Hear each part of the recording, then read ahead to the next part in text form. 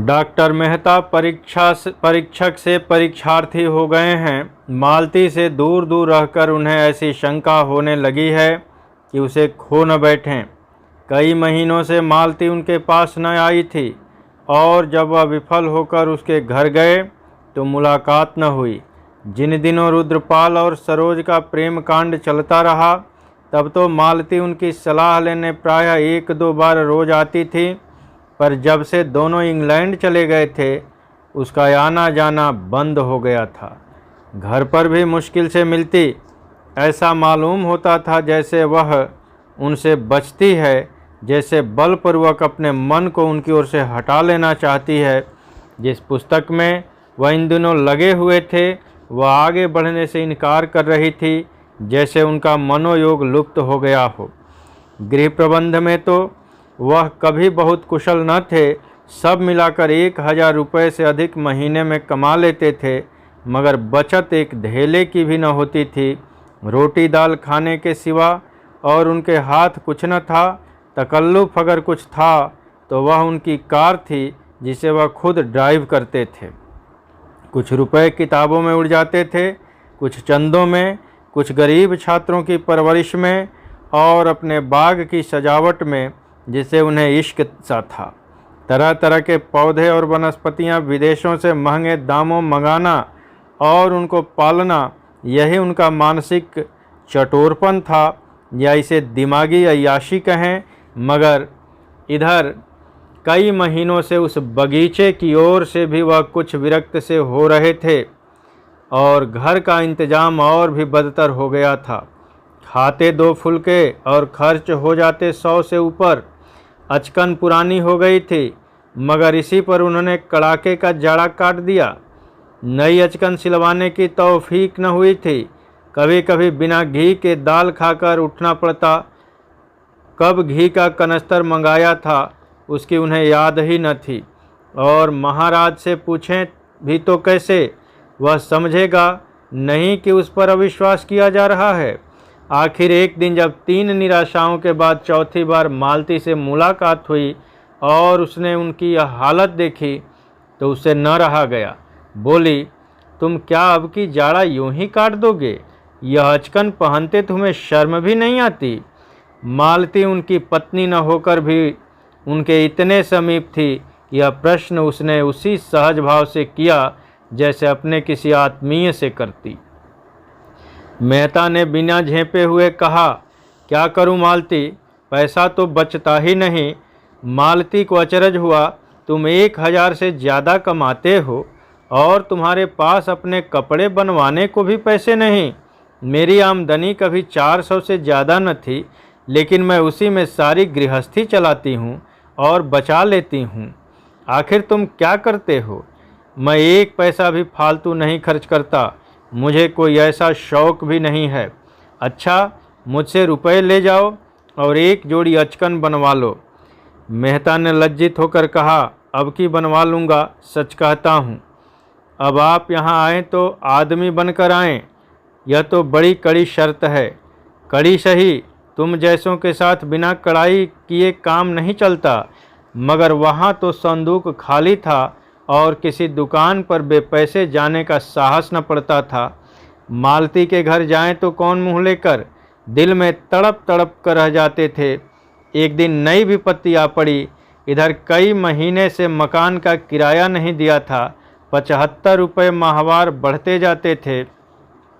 मकानदार ने जब बहुत तकाजे करने पर भी रुपए वसूल न कर पाए तो नोटिस दे दी, मगर नोटिस रुपए गढ़ने का कोई जंतर तो है नहीं। नोटिस की तारीख निकल गई और रुपए न पहुँचे। तब मकानदार ने मजबूर होकर नालिश कर दी। वह जानता था मेहता जी बड़े सज्जन और परोपकारी पुरुष हैं, लेकिन इससे ज़्यादा भलमनसी वह क्या करता कि 6 महीने बैठा रहा। मेहता ने किसी तरह की पैरवी न की। एक तरफा डिग्री हो गई।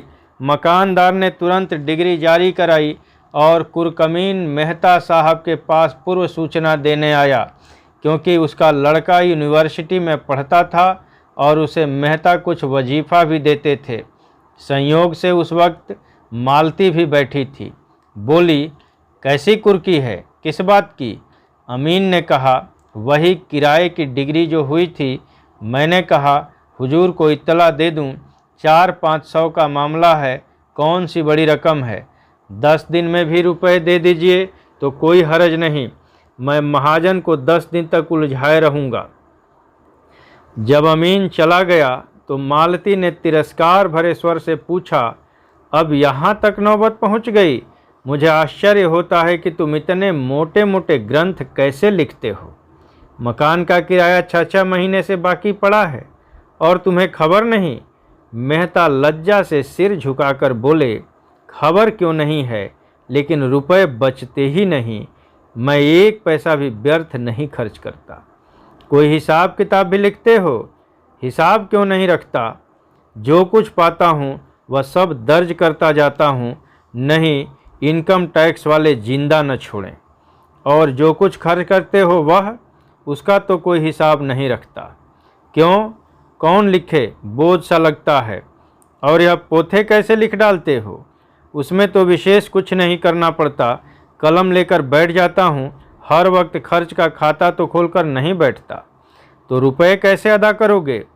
किसी से कर्ज ले लूँगा, तुम्हारे पास हो तो दे दो।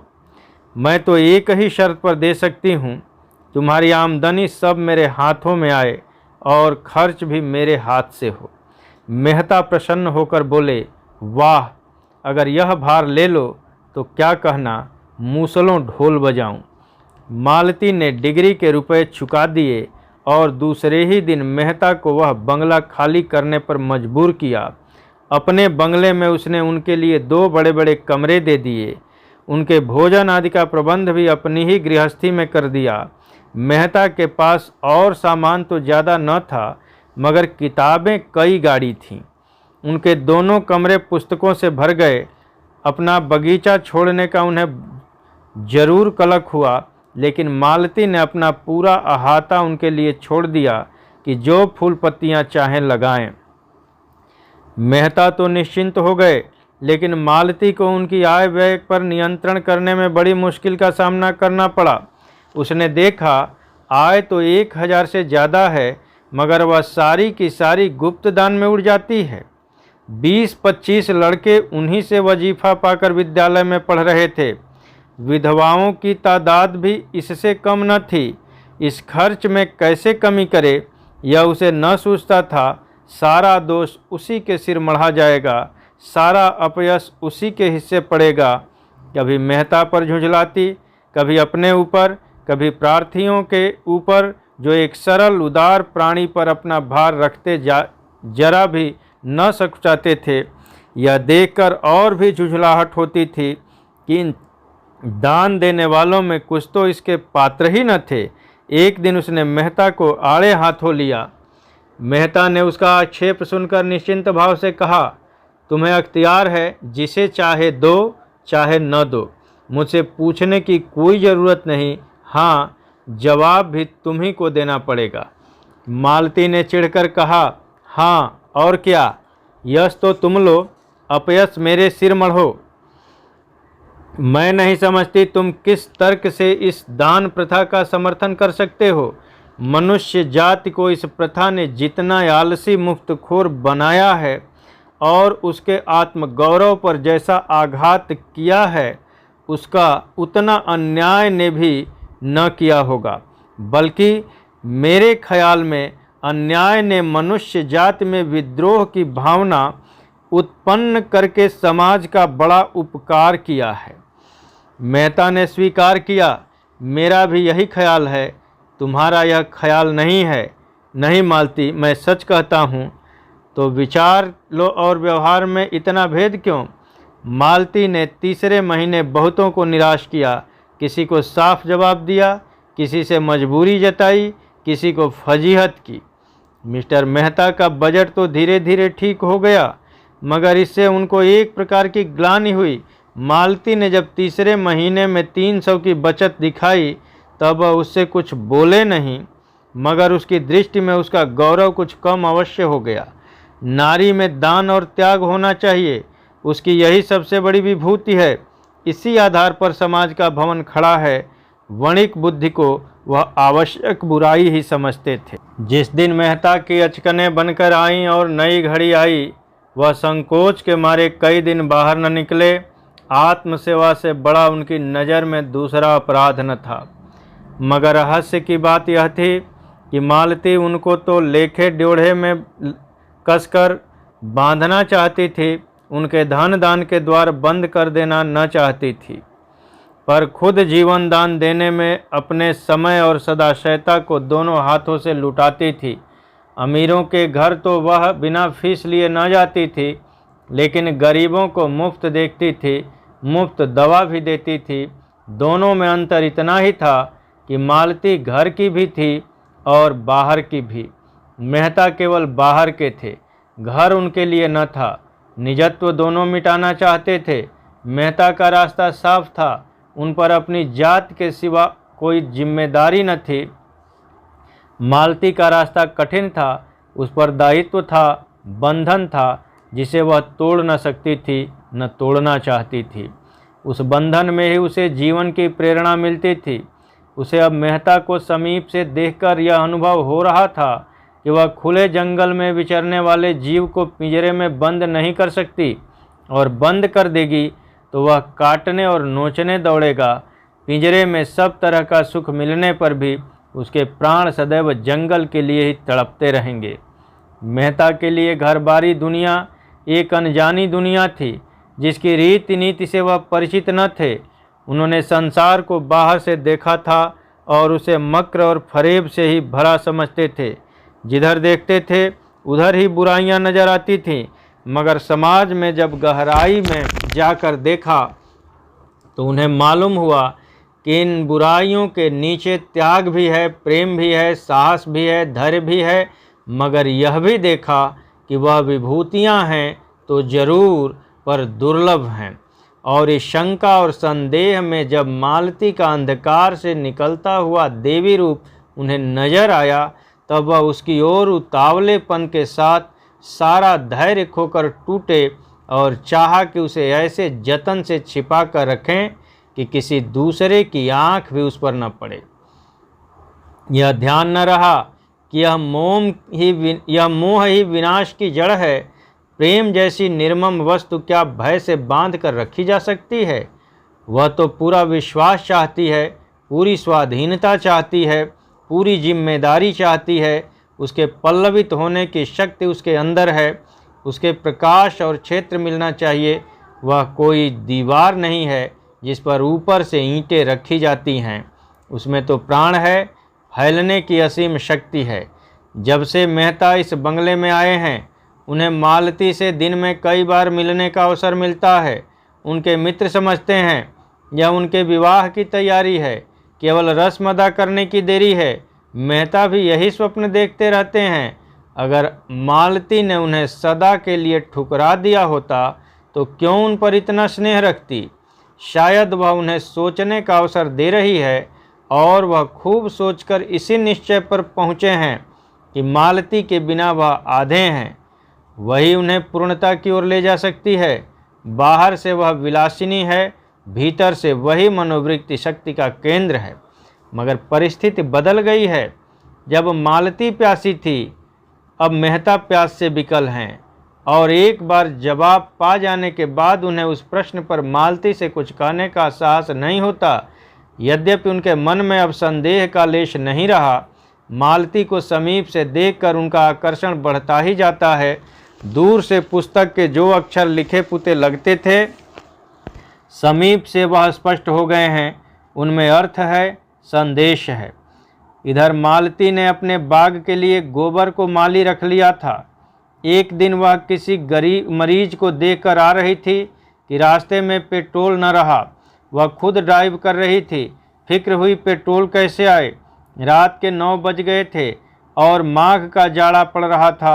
सड़कों पर सन्नाटा हो गया था। कोई ऐसा आदमी नजर न आता था जो कार को ढकेल कर पेट्रोल की दुकान तक ले जाए। बार बार नौकर पर झुंझला रही है। हरामखोर कहीं का बेखबर पड़ा रहता है। संयोग से गोबर उधर से आ निकला।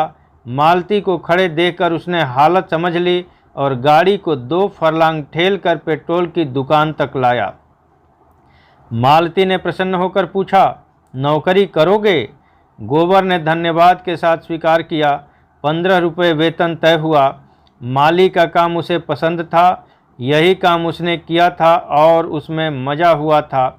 मिल की मजूरी में वेतन ज़्यादा मिलता था, पर उस काम से उसे उलझन होती थी। दूसरे दिन गोबर ने मालती के यहाँ काम करना शुरू कर दिया।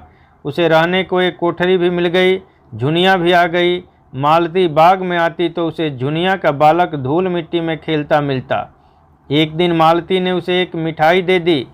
बच्चा उस दिन से परच गया, उसे देखते ही उसके पीछे लग जाता और जब तक मिठाई न ले लेता उसका पीछा न छोड़ता। एक दिन मालती बाग में आई तो बालक न दिखाई दिया। झुनिया ने पूछा तो मालूम हुआ बच्चे को ज्वर आ गया है। मालती ने घबराकर कहा, ज्वर आ गया तो मेरे पास क्यों नहीं लाई? चल देखूं। बालक खटोले पर ज्वर में अचेत पड़ा था। खपरेल की उस कोठरी में इतनी सील, इतना अंधेरा और उस ठंड के दिनों में भी इतने मच्छर की मालती 1 मिनट भी वहाँ न ठहर सकी। तुरंत आकर थर्मामीटर लिया और फिर जाकर देखा 104 था। मालती को भय हुआ कहीं चेचक न हो। बच्चे को अभी तक टीका नहीं लगा था और अगर इस सीली कोठरी में रहा तो भय था कहीं ज्वर और न बढ़ जाए। सहसा बालक ने आंखें खोल दी और मालती को खड़ी पाकर करुण नेत्रों से उसकी ओर देखा और उसकी गोद के लिए हाथ फैलाए। मालती ने उसे गोद में उठा लिया और थपकियां देने लगी।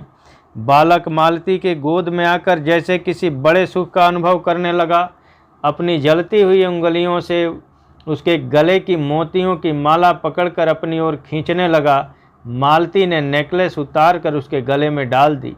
बालक की स्वार्थी प्रकृति इस दशा में भी सजग थी। नेकलेस पाकर अब उसे मालती की गोद में रहने की कोई ज़रूरत न थी, यहाँ उसके छिन जाने का भय था। झुनिया की गोद इस समय ज़्यादा सुरक्षित थी। मालती ने खिले हुए मन से कहा, बड़ा चालाक है, चीज़ लेकर कैसे भागा? झुनिया ने कहा, दे दो बेटा, मेम साहब का है। बालक ने हार को दोनों हाथों से पकड़ लिया और माँ की ओर रोष से देखा। मालती बोली, तुम पहने रहो बच्चा, मैं मांगती नहीं हूँ। उसी वक्त बंगले में आकर उसने अपना बैठक का कमरा खाली कर दिया और उसी वक्त झुनिया उस नए कमरे में डट गई। मंगल ने उस स्वर्ग को कुतूहल भरी आंखों से देखा। छत में पंखा था, रंगीन बल्ब थे, दीवारों पर तस्वीरें थीं। देर तक उन चीज़ों को टकटकी लगाए देखता रहा। मालती ने बड़े प्यार से पुकारा, मंगल। मंगल ने मुस्कुराकर उसकी ओर देखा, जैसे कह रहा हो, आज तो हंसा नहीं जाता मेम साहब, क्या करूं, आपसे कुछ हो सके तो कीजिए। मालती ने झुनिया को बहुत सी बातें समझाई और चलते चलते पूछा, तेरे घर में कोई दूसरी औरत है तो गोबर से कह दे 2-4 दिन के लिए बुला लावे, मुझे चेचक का डर है। कितनी दूर है तेरा घर? झुनिया ने अपने गांव का नाम और पता बताया। अंदाज से 18-20 कोस होगा। मालती को बेलारी याद था, बोली, वही गांव तो नहीं जिसके पश्चिम तरफ आध मील पर नदी है? हाँ हाँ मेम साहब, वही गांव है। आपको कैसे मालूम? एक बार हम लोग उस गांव में गए थे, होरी के घर ठहरे थे। तू उसे जानती है? वह तो मेरे ससुर हैं मेम साहब, मेरी सास भी मिली होंगी।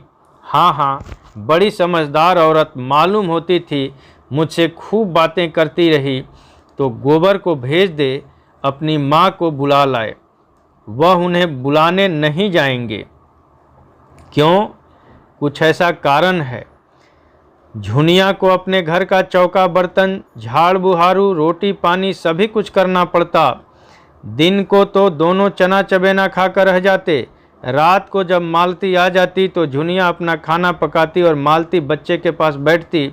वह बार बार चाहती कि बच्चे के पास बैठे, लेकिन मालती उसे न आने देती। रात को बच्चे का ज्वर तेज हो जाता और वह बेचैन होकर दोनों हाथ ऊपर उठा लेता। मालती उसे गोद में लेकर घंटे कमरे में टहलती। चौथे दिन उसे चेचक निकल आई। मालती ने सारे घर को टीका लगाया, खुद टीका लगवाया, मेहता को भी लगाया। गोबर झुनिया महाराज कोई न बचा। पहले दिन तो दाने छोटे थे और अलग अलग थे, जान पड़ता था छोटी माता हैं। दूसरे दिन जैसे खिल उठे, अंगूर के दाने के बराबर हो गए और फिर कई कई दाने मिलकर बड़े बड़े आंवले जैसे हो गए। मंगल जलन और खुजली और पीड़ा से बेचैन होकर करुण स्वर में कराहता और दीन असहाय नेत्रों से मालती की ओर देखता। उसका कराहना भी प्रौढ़ों का सा था और दृष्टि में भी प्रौढ़ता थी, जैसे वह एकाएक जवान हो गया हो। इस असह्य वेदना ने मानो उसके अबोध शिशुपन को मिटा डाला हो।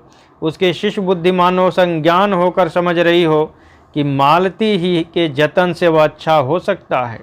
मालती ज्यों ही किसी काम से चली जाती, वह रोने लगता। मालती के आते ही चुप हो जाता। रात को उसकी बेचैनी बढ़ जाती और मालती को प्रायः सारी रात बैठना पड़ जाता, मगर वह न कभी झुंझलाती न चिढ़ती। हाँ, झुनिया पर उसे कभी कभी अवश्य क्रोध आता, क्योंकि वह ज्ञान के कारण जो न करना चाहिए वह कर बैठती। गोबर और झुनिया दोनों की आस्था झाड़ फूंक में अधिक थी। यहाँ उसको कोई अवसर न मिलता। उस पर झुनिया 2 बच्चे की माँ होकर बच्चे का पालन करना न जानती थी। मंगल दिख करता तो उसे डांटती कोसती। जरा सा भी अवकाश पाती तो जमीन पर सो जाती और सवेरे से पहले न उठती। और गोबर तो उस कमरे में आते जैसे डरता था। मालती वहाँ बैठी हैं, कैसे जाए। झुनिया से बच्चे का हाल हवाल पूछ लेता और खाकर पड़ रहता। उस चोट के बाद वह पूरा स्वस्थ न हो पाया था। थोड़ा सा काम करके भी थक जाता था। उन दिनों जब झुनिया घास बेचती थी और वह आराम से पड़ा रहता था, वह कुछ हरा हो गया था। मगर इधर कई महीने बोझ ढोने और चूने गारे का काम करने से उसकी दशा गिर गई थी। उस पर यहाँ काम बहुत था। सारे बाग को पानी निकाल कर सींचना, क्यारियों को गोड़ना, घास छीलना, गायों को चारा पानी देना और दुहना। और जो मालिक इतना दयालु हो, उसके काम में काम चोरी कैसे करे। यह एहसान उसे एक क्षण भी आराम से न बैठने देता। और मेहता खुद खुरपी लेकर बाग में काम करते तो वह कैसे आराम करता। वह खुद सूखता था पर बाग हरा हो रहा था। मिस्टर मेहता को भी बालक से स्नेह हो गया था। एक दिन मालती ने उसे गोद में लेकर उनकी मूंछ उखड़वा दी थी। दुष्ट ने मूंछों को ऐसा पकड़ा कि समूल ही उखाड़ लेता। मेहता की आंखों में आंसू भर आए थे। मेहता ने बिगड़कर कहा था, बड़ा शैतान लौंडा है। मालती ने उन्हें डांटा था, तुम मूंछें साफ क्यों नहीं कर लेते। मेरी मूंछें मुझे प्राणों से प्रिय हैं। अब की पकड़ लेगा तो उखाड़ कर ही छोड़ेगा, तो मैं इसके कान भी उखाड़ लूँगा। मंगल को उनकी मूंछों उखाड़ने में कोई खास मज़ा आया था। वह खूब खिलखिलाकर हंसा था और मूंछों को और ज़ोर से खींचा था। मगर मेहता को भी शायद मूंछें उखड़वाने में मज़ा आया था, क्योंकि वह प्रायः 2-1 बार रोज़ उसे अपनी मूंछों की रस्साकशी करा लिया करते थे। इधर जब से मंगल को चेचक निकल आई थी, मेहता को भी बड़ी चिंता हो गई थी। अक्सर कमरे में जाकर मंगल को व्यथित आंखों से देखा करते। उसके कष्टों की कल्पना करके उनका कोमल हृदय हिल जाता था। उनके दौड़ धूप से वह अच्छा हो जाता तो पृथ्वी के उस छोर तक दौड़ लगाते। रुपए खर्च करने से अच्छा होता तो चाहे भीख ही मांगना पड़ता, वह उसे अच्छा करके ही रहते। लेकिन यहाँ कोई बस न था। उसे छूते भी उनके हाथ कांपते थे, कहीं उसके आंवले न टूट जाएं। मालती कितने कोमल हाथों से उसे उठाती है, कंधे पर उठाकर कमरे में टहलाती है और कितने स्नेह से उसे बहलाकर दूध पिलाती है। यह वात्सल्य मालती को उनकी दृष्टि में न जाने कितना ऊंचा उठा देता है। मालती केवल रमणी नहीं है, माता है, और ऐसी वैसी माता नहीं, सच्चे अर्थों में देवी और माता और जीवन देने वाली, जो पराये बालक को भी अपना समझ सकती है, जैसे उसने मातापन का सदैव संचय किया हो और आज दोनों हाथों से उसे लुटा रही हो। उसके अंग अंग से मातापन फूटा पड़ता था, मानो यही उसका यथार्थ रूप हो। यह हाव भाव, यह शौक श्रृंगार उसके मातापन के आवरण मात्र हों, जिसमें उस विभूति की रक्षा होती रहे। रात को 1 बज गया था। मंगल का रोना सुनकर मेहता चौंक पड़े। सोचा बेचारी मालती आधी रात तक तो जागती रही होगी, इस वक्त उसे उठने में कितना कष्ट होगा। अगर द्वार खुला हो तो मैं ही बच्चे को चुप करा दूं। तुरंत उठकर उस कमरे के द्वार पर आए और शीशे से अंदर झांका। मालती बच्चे को गोद में लिए बैठी थी और बच्चा अनायास ही रो रहा था। शायद उसने कोई स्वप्न देखा था या और किसी वजह से डर गया था। मालती चुमकारती थी, थपकती थी, तस्वीरें दिखाती थी, गोद में लेकर टहलती थी, पर बच्चा चुप होने का नाम न लेता था। मालती का यह टूट वात्सल्य, इस अदम्य मातृभाव को देखकर उनकी आंखें सजल हो गईं। मन में ऐसा पुलक उठा कि अंदर जाकर मालती के चरणों को हृदय से लगा लें। अंतस्थल से अनुराग में डूबे हुए शब्दों का एक समूह मचल पड़ा। प्रिय, मेरे स्वर्ग की देवी, मेरी रानी, डार्लिंग। और उसी प्रेमोन्माद में उन्होंने पुकारा, मालती जरा द्वार खोल दो। मालती ने आकर द्वार खोल दिया और उनकी ओर जिज्ञासा की आंखों से देखा। मेहता ने पूछा, क्या झुनिया नहीं उठी? यह तो बहुत रो रहा है। मालती ने संवेदना भरे स्वर में कहा, आज 8वां दिन है, पीड़ा अधिक होगी इसी से। तो लाओ मैं कुछ देर टहला दूं, तुम थक गई हो। मालती ने मुस्कुराकर कहा, तुम्हें जरा ही देर में गुस्सा आ जाएगा।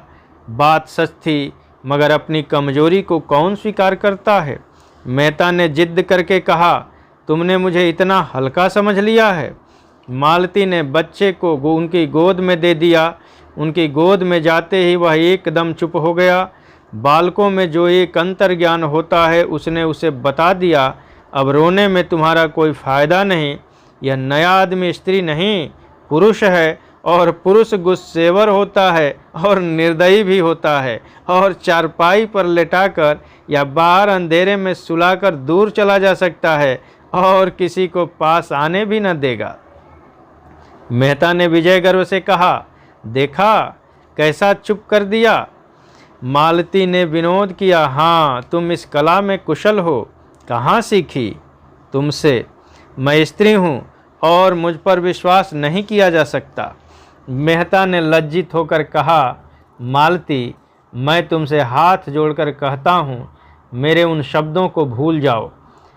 इन कई महीनों में कितना पछताया हूँ, कितना लज्जित हुआ हूँ, कितना दुखी हुआ हूँ, शायद तुम इसका अंदाज नहीं कर सको।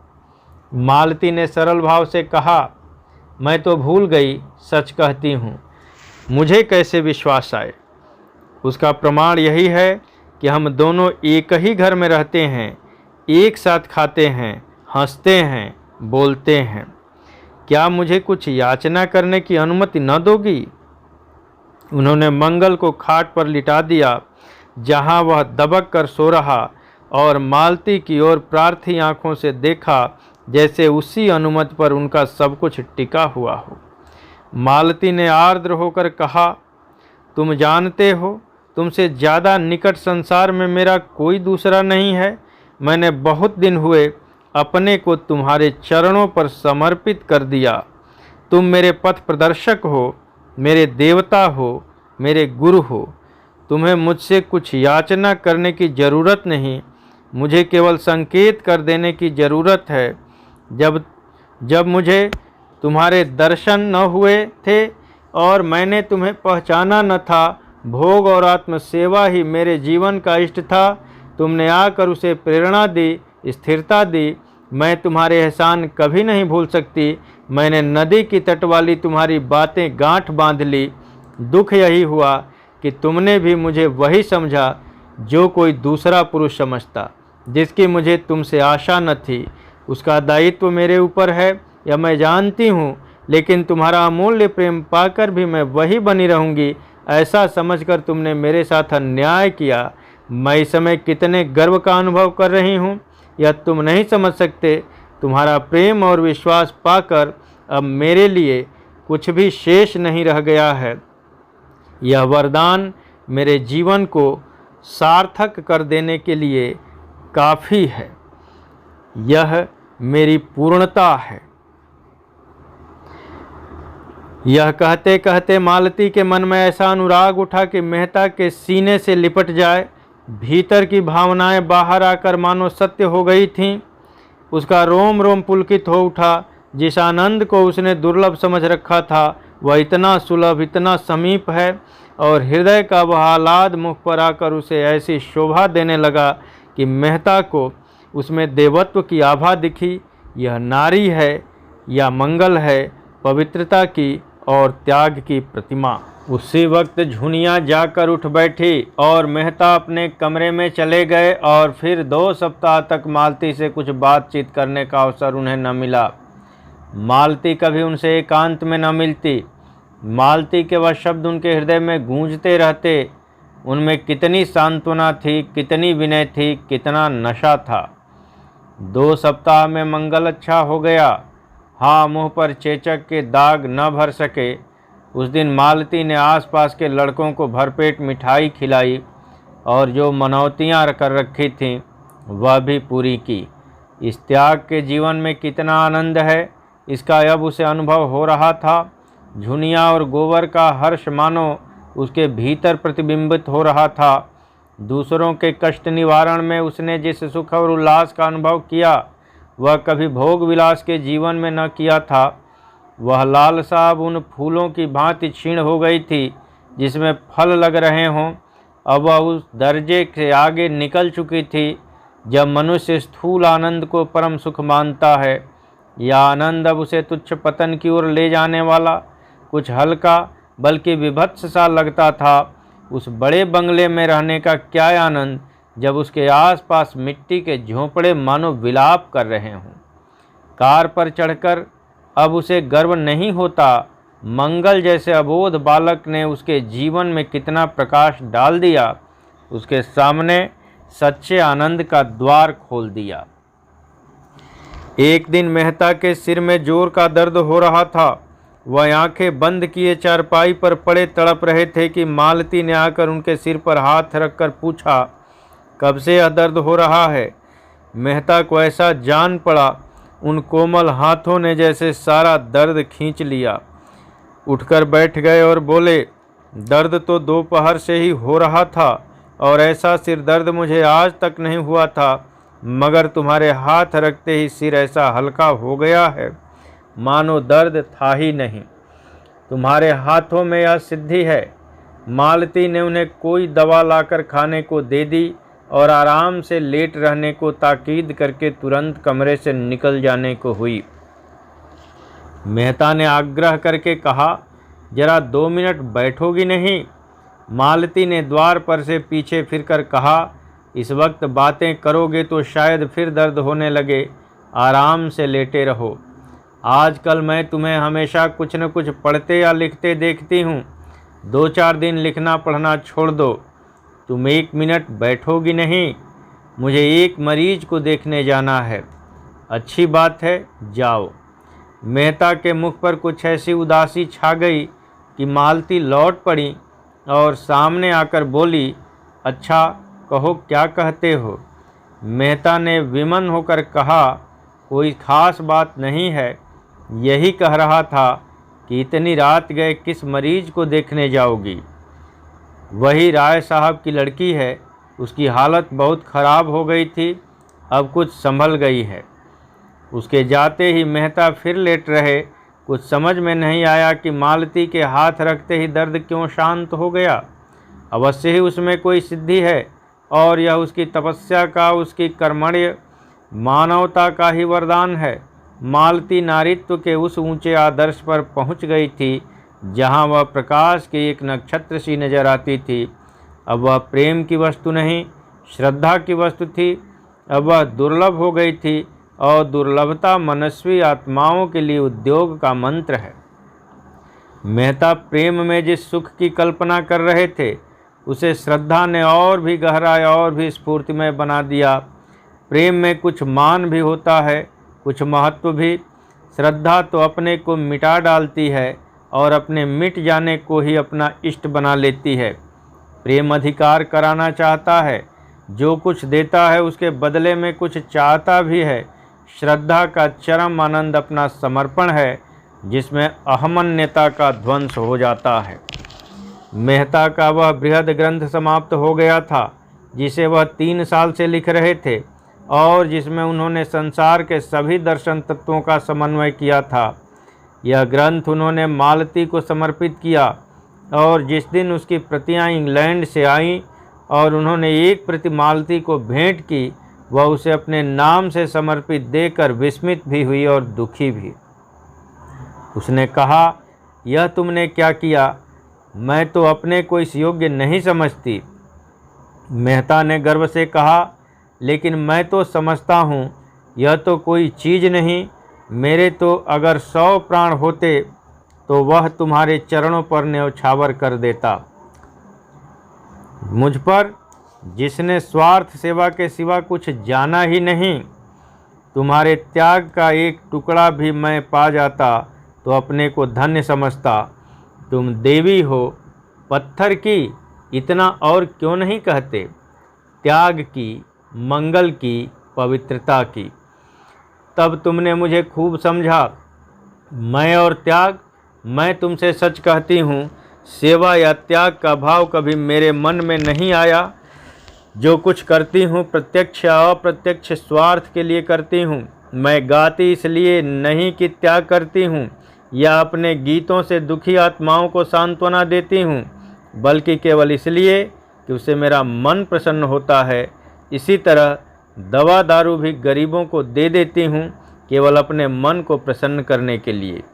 शायद मन का अहंकार इसमें सुख मानता है। तुम मुझे ख्वामख्वाह देवी बनाए डालते हो। अब तो इतनी कसर रह गई है कि धूप दीप लेकर मेरी पूजा करो। मेहता ने कातर स्वर में कहा, वह तो मैं बरसों से कर रहा हूँ मालती, और उस वक्त तक करता जाऊँगा जब तक वरदान न मिलेगा। मालती ने चुटकी ली, तो वरदान पा जाने के बाद शायद देवी को मंदिर से निकाल फेंको। मेहता संभल कर बोले, अब तो मेरी अलग सत्ता ही न रहेगी, उपासक उपास्य में लय हो जाएगा। मालती ने गंभीर होकर कहा, नहीं मेहता, मैं महीनों से इस प्रश्न पर विचार कर रही हूँ और अंत में मैंने यह तय किया है कि मित्र बनकर रहना स्त्री पुरुष बनकर रहने से कहीं सुखकर है। तुम मुझसे प्रेम करते हो, मुझ पर विश्वास करते हो और मुझे भरोसा है कि आज अवसर आ पड़े तो तुम मेरी रक्षा प्राणों से करोगे। तुम में मैंने अपना पथ प्रदर्शक ही नहीं, अपना रक्षक भी पाया है।